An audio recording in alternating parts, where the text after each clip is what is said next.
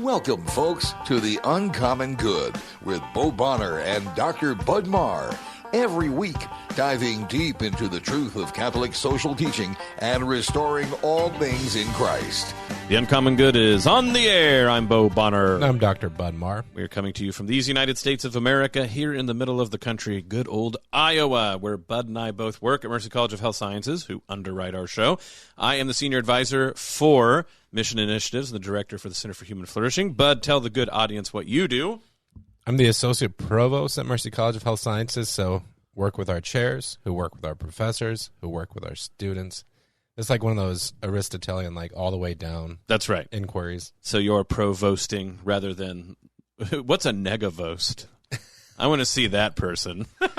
There's a lot of convos to the gig. No, it's amazing. Like we've got a great mission, firm believer in that, wonderful students, and working in an area where if you watch the news, you know there's a lot of needs. So feel blessed to be called to this role. The Healing Ministry of Jesus Christ, mchs.edu.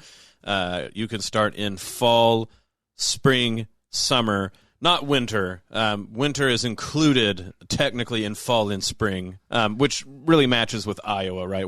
There's a little dash of winter all over the place. Well, and I think different entry points, not simply in terms of time, but a lot of folks, when they think about the healthcare fields, their minds immediately go to, I know nursing gets a lot of airtime and things like that, but medical assisting, medical laboratory science, sometimes the key is just that foot in the door. But it's exciting for us this time of year to see students actually jump out of the nest, or hopefully not fall out of the nest. You're putting in your bird metaphor quota at this point. Yeah, you got to be careful with bird metaphors, but I do like the nest one. So mchs.edu, thank you for underwriting the show. Speaking of the nest, we were able to celebrate with members of the Faith Journey class, which is part of the Catechetical Institute here in Des Moines. So some of our leaders and parishes who went deeper into the faith over the last 2 years.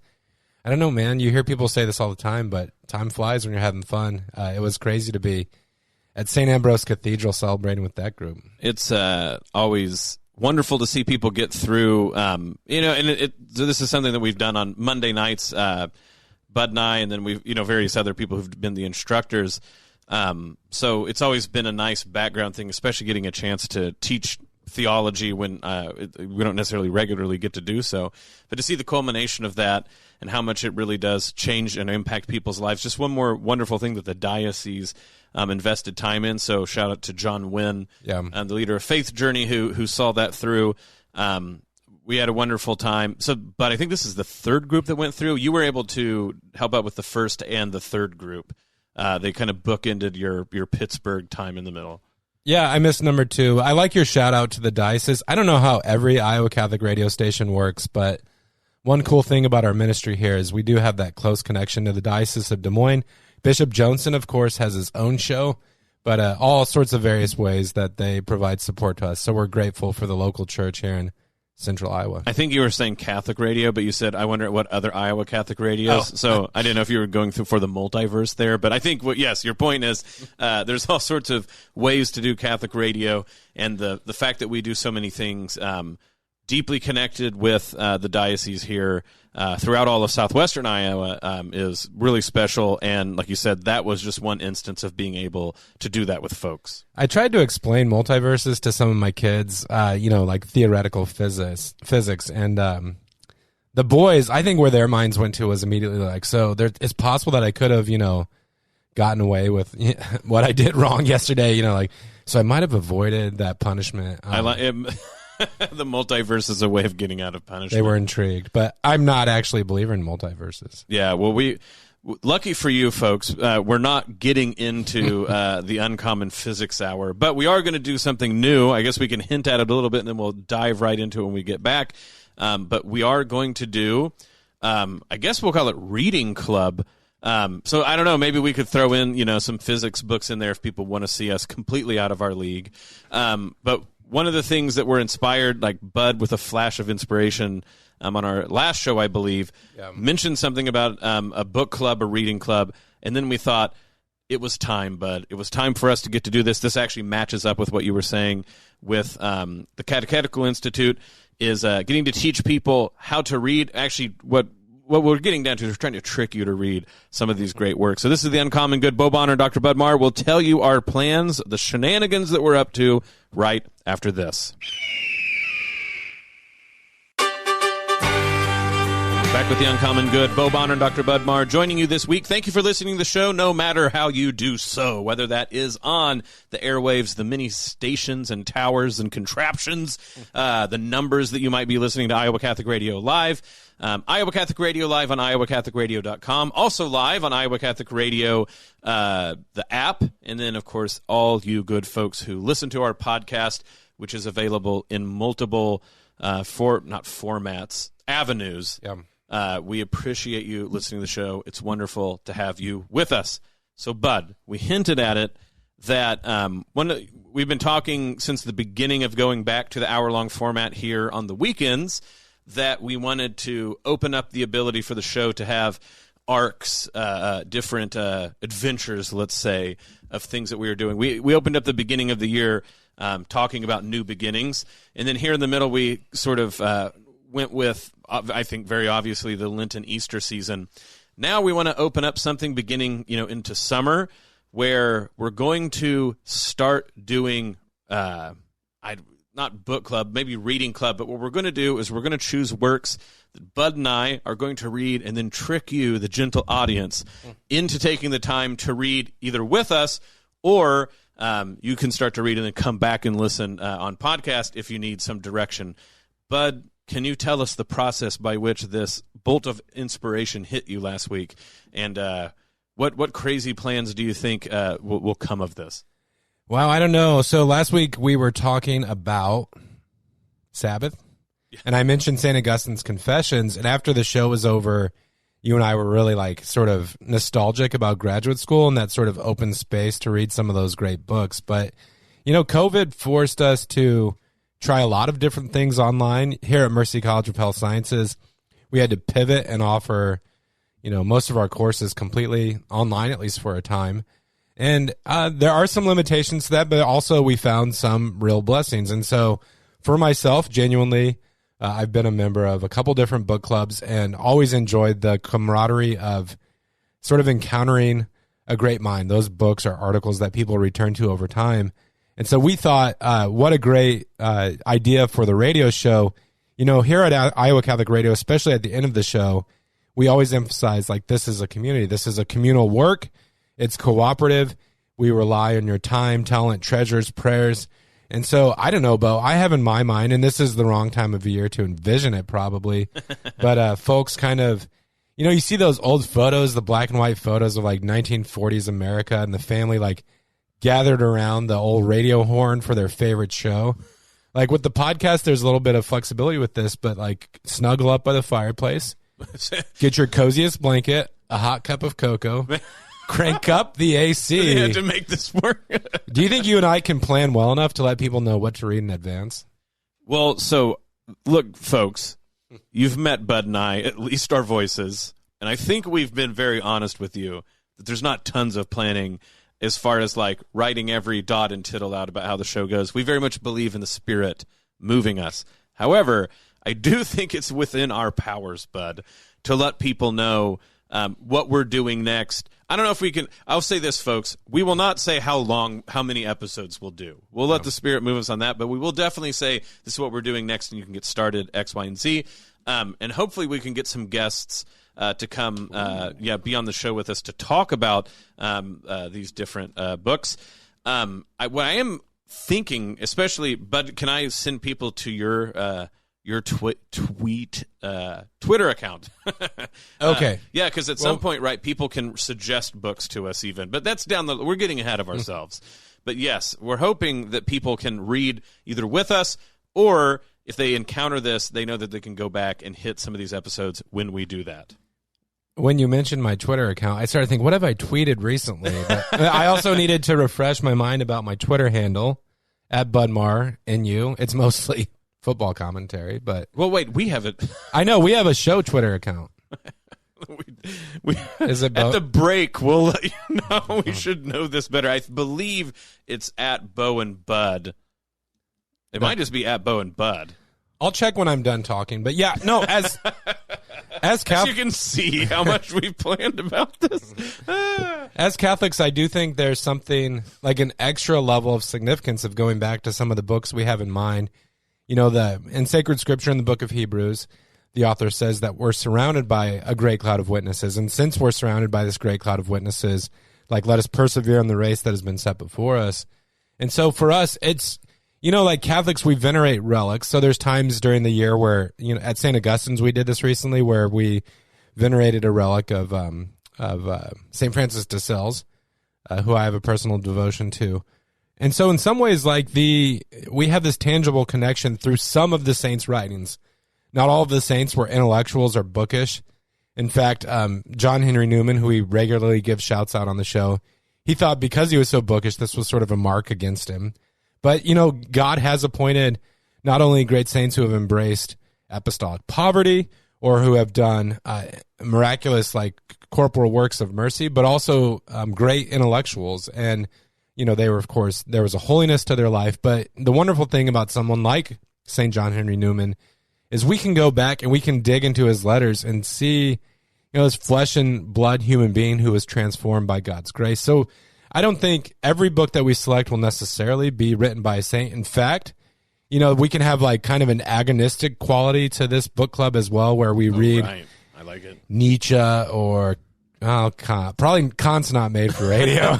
I'm already getting tired thinking, just snoozing, thinking about reading Kant. Yeah, no, I like that. But, you know, so like St. Irenaeus, one of his greatest works is against heresies, and he's sort of wrestling with, I forget, it might have been Proclus. That's unimportant right now. But, I mean, details. Or Augustine's work, like some of it was inspired by his arguments with Pelagius. The Donatists. We could keep going, actually. He has a long list. There's a virtue, I think, to those kind of encounters as well, too. I like that. That I don't want to. You're right. Maybe we should alternate because it would.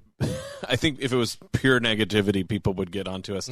But I do like the idea. That's something that can be distinct.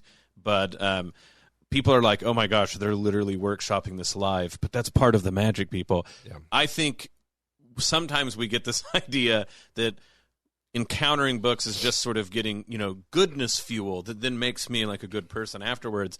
But of course, the idea is to mess with your mind in a specific way. Yeah. It's to hurt your brain for the sake of it growing. And so this, I think, is important to bring up some distinctions about what we try to do when you read. And maybe this can seem like a criticism of other book clubs, and maybe it is.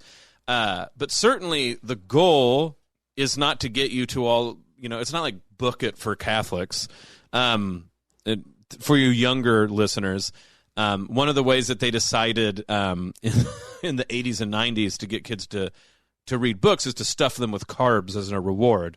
So if you read enough books, Pizza Hut gave you a free pizza because, of course, forget knowledge. What you need is dopamine through carbs. I don't know how well it stuck. I know a lot of people said they developed their talent for lying through Book It. I loved Book It because I loved reading books and pizza, and Bud, some things never change. But the point is, we're not trying to get it where you read a certain amount. If you just want to listen and actually not read all of the books, I completely understand, as long as what you're trying to do is contemplate the ideas that get brought up. Now, in a perfect world, we'd love it if you would be able to read the books with us. I would especially say it's great if you could read books that you don't get, that hurt your brain, because that's the second thing that we want to do here, Bud, is very much at the outset point out, we're not trying to summarize the books so that you can win Catholic Final Jeopardy about this or that book. The whole idea is to make your life harder for Jesus by taking the time to think deeply about these things. And it's just like exercise, but if you don't lift enough weight that you're sore the next day, then you're really not gaining the sort of strength. You're not getting the gains, I think, as what the kids say, of what you're after. So that's, we're sort of like Hans and Franz, but with the brain, trying to talk about books so that there's people talk about multimedia all the time, but truly a multiple media approach.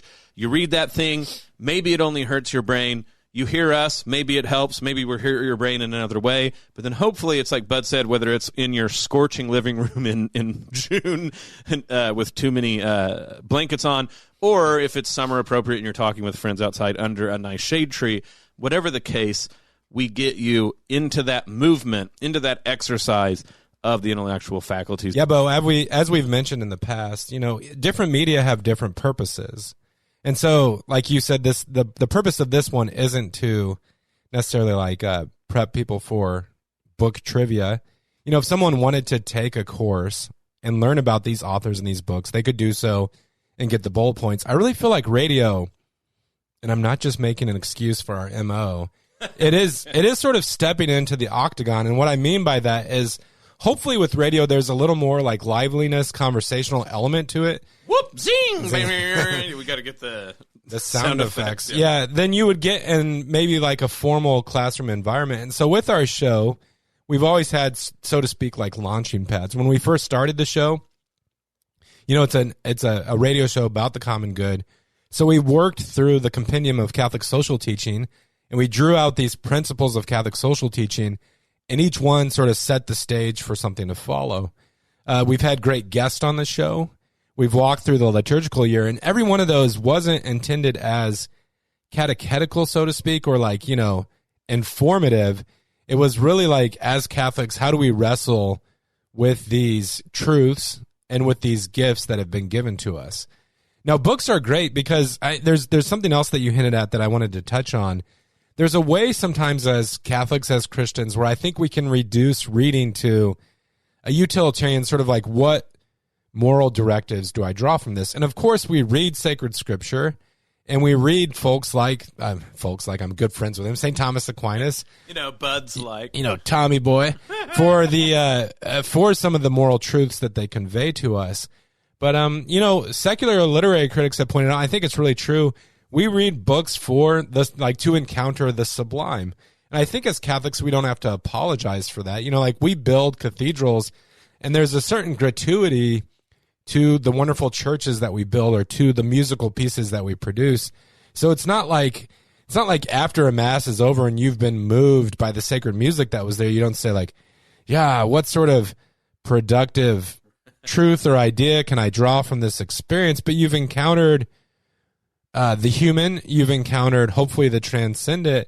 And I think there's something to be said for that. Like, if you're reading someone, like to reference another good friend of mine, Bill Shakespeare, and you're just trying to squeeze moral truths out of it, like you might do with maybe Aesop's fables. I think that's even a reductive way to read the fables. You're sort of missing out on something great. And it really is like an encounter with a great mind. So again, when you're on a date with your spouse, it's not like, what sort of productive, utilitarian purpose does this have? But it's encountering the human, and that's one of the great gifts of life, to be drawn out of ordinary productive experiences and into something more transcendent. Man, that's a great way to put it. I'm gonna have to remember this forever. Is like, if you go on a date and then you're like, time to fill out the after action report, you've really missed the point. Ask your wife for an evaluation. That's right. Okay. How was my conversational contribution this evening? What things would you rate as good? What are things that I could improve on? What are things you could improve? Yeah, this could go. I think about how badly it could go very quickly. No, you just enjoy the presence of being with your loved one.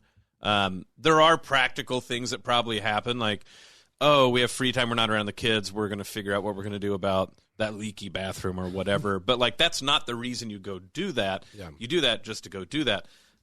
Certainly that's the case here. In fact, but I was thinking while you were talking, how does this ultimately relate back to the common good? And on one hand, we can probably justly be accused of going anything relates to the common good. Yeah. We're like, what about where we put that couch? Common good, right? So, if I'm going to be blamed for too loosely trying to make everything about the common good, that is a criticism I'll take. However, so there's a wonderful book, maybe we can read it down the road, by someone called Elizabeth Scary, and it's called Beauty and Justice, which people usually think are polar opposites. Justice is a matter about setting things right. Beauty is just sort of this ornamentation.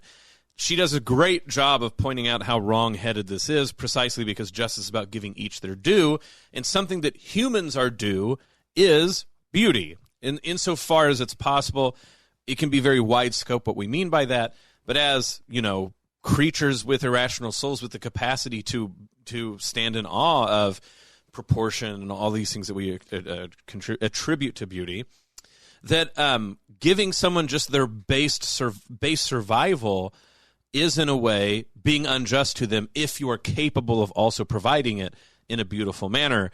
So you think about the idea homeless people should be happy if, there's food kitchens for them. But, you better keep them out of the cathedrals or the museums or, libraries. That's to assume that they're below human stature, as if they too don't benefit from there being beauty, even just in public spaces that they encounter by chance.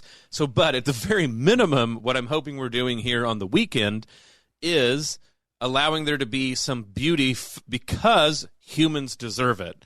And so that's what we're trying to do, talking about the readings that we'll do. Again, we're not trying to do a class, on a radio show over the weekend. We're not acting like it's going to help you, pass the SAT, if that is, your grand scheme. It's a bad one. What we're hoping, right, is to spread a little beauty here on our corner of the radio waves and the internet if you're listening on the podcast. And for its own, that's worthwhile doing on its own. And in that way, Bud, when you think about what Newman, for instance, makes a distinction between education and instruction, instruction is about doing something with this. We're not instructing people. Hopefully it can be education in the sense of the widening of minds. Yeah. That can be just this occasional thing that hopefully you guys tuning in or downloading on the podcast are able to do with us, whether that's just listening to a bit of the show, reading along with us, getting a group to talk about those things. The sky's the limit about how much this formation can keep going, but this is just our way of beautifying our corner of the waves, be they radio or internet. And in that sense, Bud, I truly think it is actually part of contributing to the common good. Yeah, there can be a way where we construe this endeavor in an elitist manner. It does, not every individual has the same capacity or amount of time to read. And so the church would go astray if it's so dedicated itself to the intellectual life that it forgot about the corporal works of mercy. I mean, and in this manner, Bo, I remember a professor of ours saying, he regularly expressed gratitude to God for the gift of time that he'd been given for his studies. And we have to acknowledge that sacrifices were made to make this happen. It's just that the Catholic Church has always said that this sacrifice is worth it for the fruits that are produced. Now, in tackling this, I do think we have to acknowledge and remain cognizant of the body of Christ and the different sorts of giftedness. So I do think there's a way in our culture today where we sometimes try to force reading onto those who, there's a way where the work that we do with our hands, we gave a nod to St. Joseph last week on the show, that's a real gift as well. And some folks have a more natural propensity to that. We shouldn't sort of keep these treasures away from them. But there is a way where we can, I think, sort of fixate too much upon the intellectual life. That being said, I really do like to construe this or think about this in a sacrificial manner. And what I mean by that is in the Eucharist at Mass, we take the gifts of the earth and we offer them back up to God. And we carve out space that, again, there's not a directly utilitarian end to the endeavor. It truly is something that's good in and of itself. And we say, we're going to take time out of our lives to celebrate this ritual because it's the most important thing that we do. The intellectual life and to engage these great minds through the books that they've left us, it's a sacrifice as well. Not everyone has the time for it. Some have sacrificed certain other things to make more time for others. And so to do it well and to say well, we're going to forego, say video games, which have, less of a payoff, so to speak, than this. And we're going to do it well because it's important for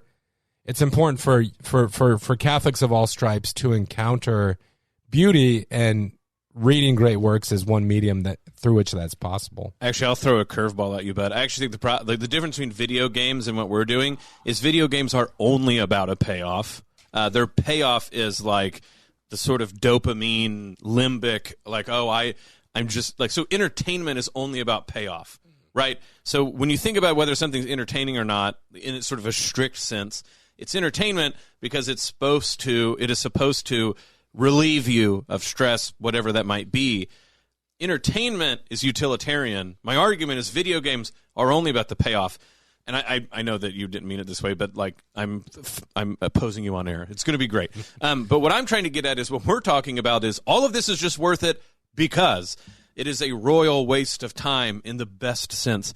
It's what we do everything else for, but which is why it's obvious now, thinking about the inspiration of this, is it came up when we were talking about Sabbath and leisure. Yeah. And so that's part of a contribution to the common good, is to say Sabbath and leisure are not add-ons that you do when you can. They are essential to the common good because they are not something that you can enjoy individually. They must be shared in common. And so with this, what we're trying to do is not focus so much on knowledge or even understanding, if you're thinking about it like around Pentecost here, the gifts of the Spirit, but very much about wisdom and maybe even counsel. This is the Uncommon Good, and we'll be back right after this. We're back with the Uncommon Good. Bo Bonner, Dr. Bud Marr joining you this week. Thank you for listening to the show through all the various fountains of wonderfulness in which you do so, whether that is live on air, through our various stations, if it's iowacatholicradio.com, the Iowa Catholic Radio app, or through podcast. Bud, we've made big promises. We're going to talk about readings. We're going to do the reading group on live air and through podcast. So, Bud, we make a big deal about how this is actually for the common good, that we're contributing to beauty and justice by sprucing up our little section of the airwaves or the podcast waves, whatever that might be, that we're hoping to share with our readers, not tidbits or information or trivia or even a course on these readings, but hopefully this is a way to stir up imagination, wonder, awe, all these things that people often talk about, to help people contemplate, meditate, whatever it might be, to help them spur on some aspect of their intellectual life, whether they want to read along with us or just listen, to get sort of a hint at what these great minds of the church, or as opponents of the church, like we've thrown out, but the idea of engaging in that sort of back and forth of ideas hopefully can be profitable, not in a utilitarian sense, but profitable in that by doing something worthy of its own sake, that we're helping you out in the world. Take the time to exercise those spiritual muscles, that of the intellect, that you might not be able to otherwise. So it would be amiss, but if we didn't give an example of what we're hoping to do. On one hand, this is stuff that we've done throughout the career here of the Uncommon Good. I think that we've done this with Scripture. I can think of people that we've had on to do similar things. I mean, we've even done this with movies with the Catholic movie guy, our friend Steve Wickmer. Abigail Favali has been on, and we talked about the Aeneid. We have all sorts of guests that we've done this. But the hope is to be very intentional about this moving forward. So, Bud, let's give folks a taste of what it might look like. An easy person for us to choose. Obviously, you wrote your dissertation on him. He keeps interjecting in my life that I write or talk about him. Would be to start with John Henry Newman. Now, not any of the big books, right? Because if we did the big books, you and I would both want to make sure to have time to read deeply, to make the sort of examples of what we're doing. But we'll do two short works, kind of different in their own right, to get at what we're hoping this will look like. So one of the poems that he's written that has ended up as a hymn, Lead Kindly Light. And then I'm hoping also, Bud, that we have time to talk about one of his meditations, one of his, I think this is the part 3 meditations on Christian doctrine, where we get his wonderful discussions about God created me to do him some definite service. So that's what we're going to do today. So we'll go ahead and start with the poem. Bud, do you want to do the honors reading? Which one do you want to read? And I'll read the other one. Okay, I can tackle Lead Kindly Light. Fantastic. Yeah. If you're following along and you're trying to track this down to sort of follow with us as we discuss it. Just one clarification. Sometimes it's entitled, according to its original title, The Pillar of the Cloud, which, of course, is a nod to the Israelites wandering through the wilderness. But as background to this poem, so written in 1833 by John Henry Newman, if you're familiar with his life, he was born in 1801 at the start of the 19th century, and he actually didn't convert to Catholicism, so didn't become Roman Catholic until midway through his life in 1845. So this was still written while he was quite young during his Anglican ministry, and he took a trip to the Mediterranean with his best friend, Richard Hurrell Froude, and Froude's father, and they toured the Mediterranean. It was sort of one of his first encounters with like a full-blown, robust kind of like Catholic culture. And on the way home, so as the journey wound down, his friend Hurrell and his father said, well, like, it's time to make it back to England. We're going to take this trek. And Newman, he decided to stick around a little bit longer. He's like, well, not every day you get to visit the Mediterranean, so I'm going to do some more touring, and then I'll travel back on my own. Well, shortly before leaving England, when they stepped off and launched this trip, Newman had preached a sermon actually about abandonment to divine providence and not sort of like following your own will, but being attentive to the movement of God.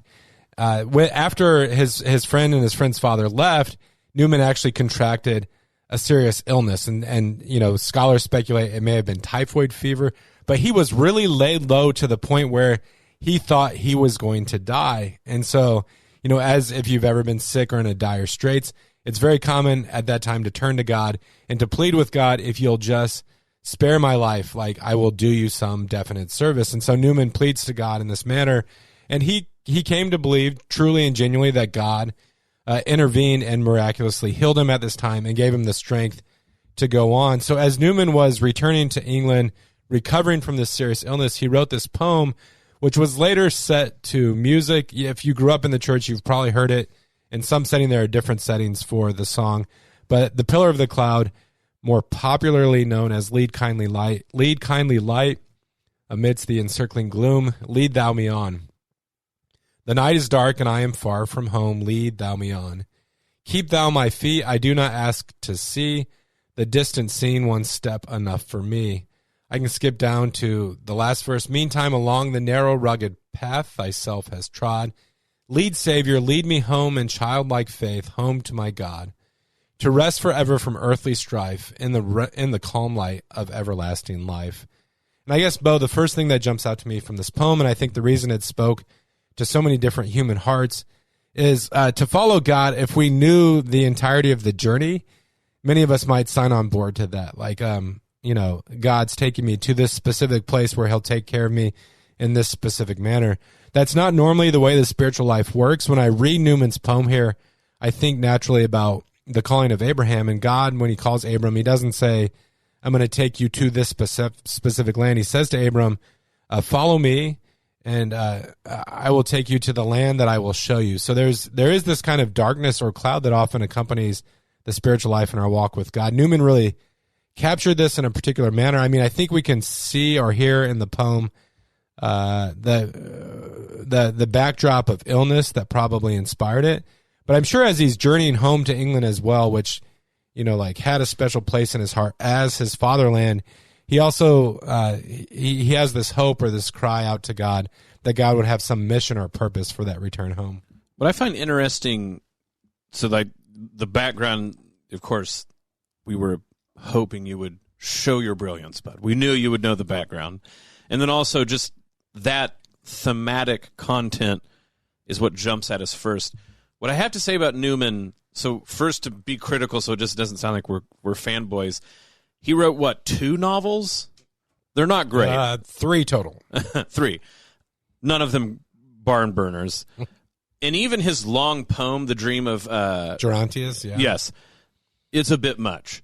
And when Newman can get going, so even like we're talking about his theological, even philosophical works, ones that I find very important, so like the Grammar of Assent, for instance, he can be so into the argument that you sometimes think that he's not expecting a reader to read it, and it takes quite a while to read it. However, I say this just so it doesn't sound like we're heaping praise on him just because he's a saint.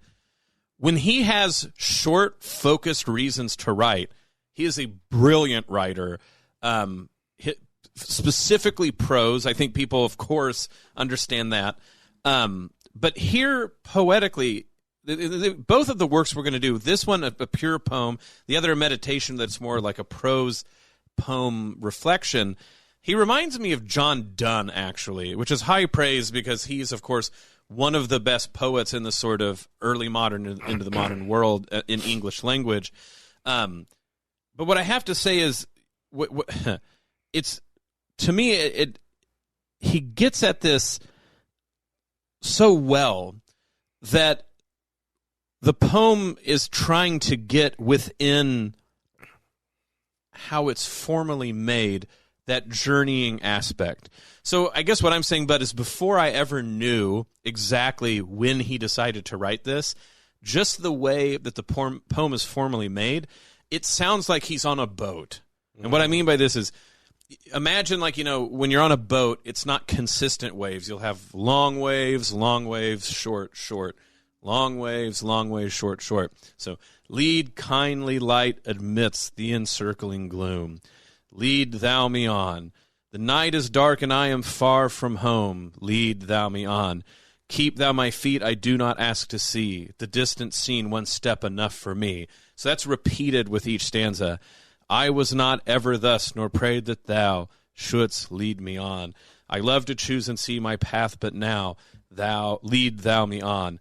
I love the garish day in spite of fears. Pride ruled my will, remember not past years. So this is repeated throughout the entire poem, but you get that long wave, short, short. Long wave, short, short. And both in the idea of evoking the sort of rocking of a boat, but also that it's obviously poetry, it's obviously rhymed, but you have two different metrical ways that the verses carry off in succession to each other. Everything is about journeying and going forward, but also that there's movement within the movement forward. So we all have this idea, we want to go to heaven, we know where we're trying to go, but as we're doing that, we don't know which wave is going to hit us. But even amidst those waves, there is a logic, there is a purpose that God knows even if I don't see it. And so the form of the poem itself is evoking this idea, a world well-ordered in the mind of God, even if I don't see it. And it's only when I try to plan it out too much that I lose the path. But if I'm willing to take the next step, if I'm willing to go over the next wave, that ship is sailing to the harbor of repose where I'm going after. And in that, he's masterful. This poem particularly, he hits it out of the park to get the formal aspect of the poetry to match with what the message was saying. Well, I know we want to leave time for the meditation, but I think alongside that nautical motif, I also hear sort of like someone traversing like a mountainside. So in verse 1, he says, keep thou my feet, I do not ask to see. The distance seen, one step enough for me. And then in verse 3, he comes back and talks about o'er moor, and let me try again, o'er moor and fern, o'er crag and torrent, till the night is gone, and with the morn those angel faces smile, which I have loved long since and lost a while. And there I think for sure Newman is evocative almost of the verse that Satan quotes at Jesus during the temptation in the wilderness, where he says, like God promises that the angels will not allow your feet to, to be dashed against a stone. Lest thy dash thy foot against a stone. Yeah, let me get this just right. He will command his angels concerning you to guard you. On their hands they will bear you up, lest you strike your foot against a stone. So when you mention the nautical theme, you can almost imagine the waves on the boat serving as a kind of metronome for Newman as he writes this poem. And reading it aloud, like there's no real substitute for that experience. But I think also he evokes sort of like, like in Psalm 23, it talks about walking, yea, though I walk through the valley of the shadow of death, your hand will guide me. And I can hear that sort of thing where Newman sort of puts us in this kind of wilderness scene and night is coming upon us, but God is still guiding us, even as we don't know, like, if our foot is going to strike solid ground. I think it's, of course, ready-made to make a comparison between mountains and valleys and, of course, oncoming waves. And like a true poet, when he's really on it, he hits both metaphors. And so we get, like you said, the form of it is evocative of the nautical theme, but he's using the waves as mountains and valleys to talk about his trek through life. So, but on a similar theme, I mean, the content is sort of at the same idea, but he does this through prose. Is like I said, these meditations, I think this is the third batch of them. It's March 7th within these meditations. And so I'll read the first paragraph that sets it up, but it's the second paragraph I think most people are familiar with. So he says, God was all complete, all blessed in himself, but it was his will to create a world for his glory. He is almighty and might have done all things himself, but it has been his will to bring about his purposes by the beings he has created. We are all created to his glory. We are created to do his will. I am created to do something or to be something for which no one else is created. I have a place in God's counsels, in God's world, which no one else has. Whether I be rich or poor, despised or esteemed by man, God knows me and calls me by my name. Here's like I said, probably the quote that gets put in like a bronze plaque more than anything else he wrote. God has created me to do him some definite service. He has committed some work to me which he has not committed to another. I have my mission. I never may know it in this life, but I should be told it in the next. Somehow I am necessary for his purposes, as necessary in my place as an archangel in his. If indeed I fail, he can raise another, as he could make the stones children of Abraham. Yet I have a part in his great work. I am a link in a chain, a bond of connection between persons. He has not created me for naught. I shall do good. I shall do his work. I shall be an angel of peace, a preacher of truth in my own place, while not intending it, if I do but keep his commandments and serve him in my calling. Therefore I will trust him. He keeps going there, but the trust, right? So notice how this is ultimately about trust, just like Lead Kindly Light was, but it approaches from the different angle. In Lead Kindly Light, this sort of early young guy who gets ahead of himself has to learn to not worry about looking at the distant shore, but just keep the next wave in front of him. Here he's saying, I might actually not see that, that's true, but actually I specifically have a purpose, even if I can't see it. God could have done everything, but he chose to do it through us, so I can be absolutely assured that I have a purpose, even if I don't see it. Therefore, I will trust him.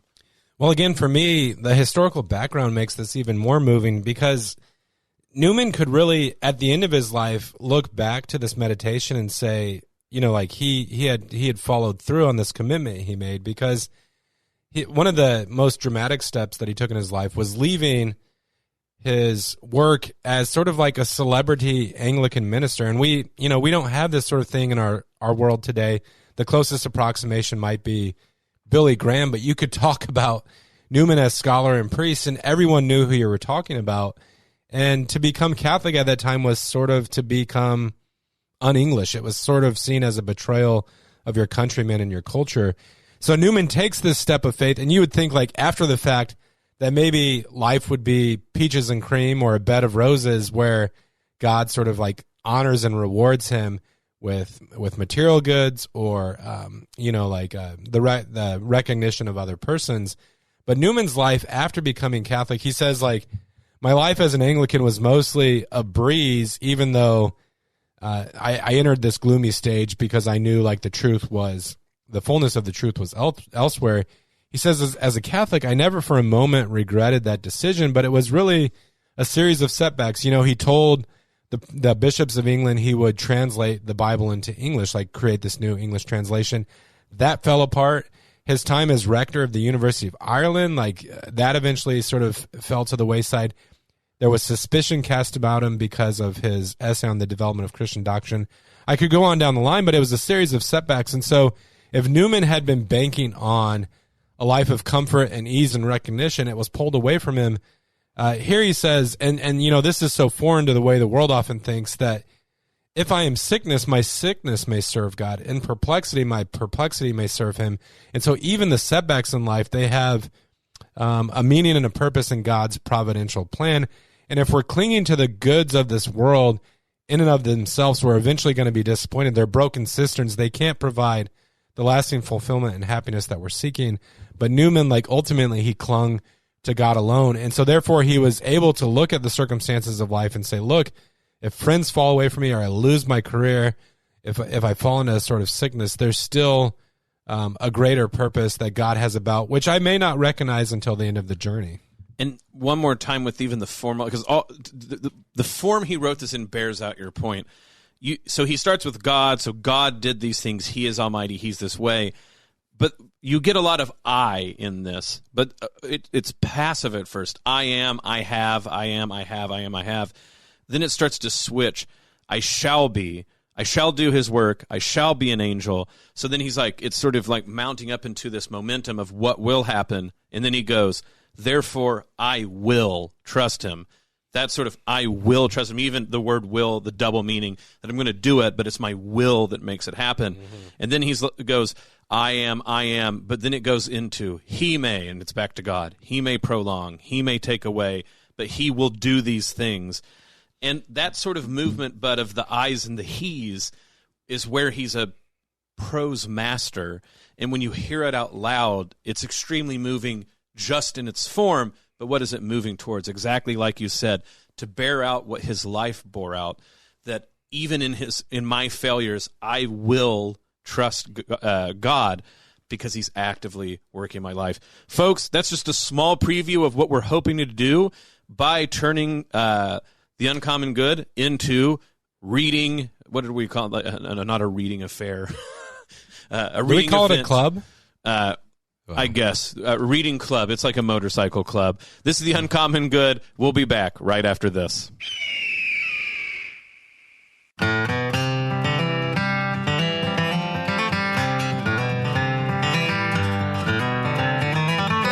Back with the Uncommon Good, Bo Bonner, Dr. Bud Marr, joining you this week. Thank you for listening to the show.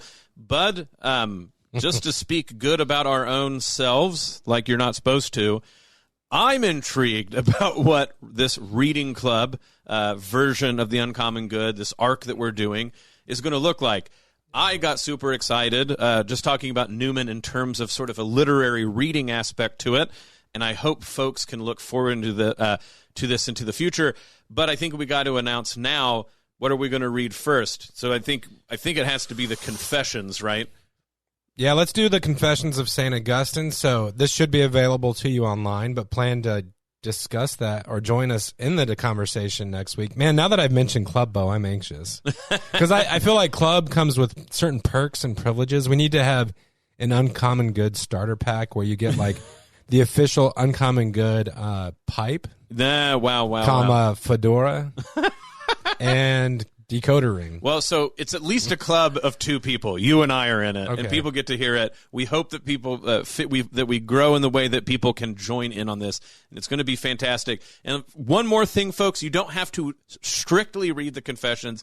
Yeah. I highly suggest that if you want to, download an audio version and listen. And that might be just I like doing that myself. So, Bud, we're running out of time. So, real quick, let people know how they can join the prayer life here on Iowa Catholic Radio. Yeah, if you do consider yourself a part of our club, either formally or informally, please, the most important thing that you can do with us foundationally is join us in our life of prayer. Iowa Catholic Radio helps facilitate that by broadcasting the Rosary at 6 a.m. and 10 a.m. We also pray together the Chaplet of Divine Mercy at 2:55 in the afternoon. You can finally use the Iowa Catholic Radio app anytime, anywhere to pray the Rosary. It's you can go to iowacatholicradio.com to see what's going in and around the diocese in southern Iowa, and anywhere you can listen to Iowa Catholic Radio. Just a few to throw out. On June 9th at St. Francis of Assisi in West Des Moines at noon, we have the Man Up Power Lunch with Father Daniel Adjei from St. Francis of Assisi in his journey to priesthood. June 16th, back at St. Francis of Assisi at 7 p.m., the Rome Beneath the Surface with Deacon Omer Gutierrez, host of the Catholic Hour with the Evangelium Institute, and then June 24th, Iowa March for Life with the Pulse Life Advocates. But there's all sorts of other things happening when it comes to June and then into the summer, so make sure to check out iowacatholicradio.com. But folks, it's not only that you can be a part of what we do if you happen to be here with us. Anybody listening, you are a part of our ministry. So please feel free to pray for us. Volunteer if you can, get the word out about what people can listen to. But also this ministry happens because of you. It's not just people on air behind the desks or behind the boards. It is your work as well. But this occurs if we get the donations to stay online, that merciful charitable work of your donations. You can donate at iowacatholicradio.com, on the Iowa Catholic Radio app, or call 515-223-1150. Thank you for making all of this possible through your generous donations. Bud, I am super excited about the future, the reading club for the Uncommon Good. Folks, go find Augustine's Confessions. And I'm hoping that people have a bit of a time to get acclimated so we can hit the ground running. Yeah, I studied Newman for about 15 years, but I think you won the Newman trivia today. I think you were right with your initial instinct that it was 2 novels. I was throwing the Dream of Gerontius into that corpus, but a little bit of a different work. So, well, we can let people know next week who won the trivia. This is the Uncommon Good. May Jesus Christ, the Prince of Peace, reign in our hearts, families, city, state, nation, galaxy, the whole kit and caboodle. This is the Uncommon Good, and we'll be back next week. The Uncommon Good with Bo Bonner and Dr. Bud Marr is heard every week on wonderful Catholic stations like this one, and anytime on podcast. Just search for the Uncommon Good. Support for Iowa Catholic Radio and the Uncommon Good provided by Mercy College of Health Sciences. Learn more at mchs.edu.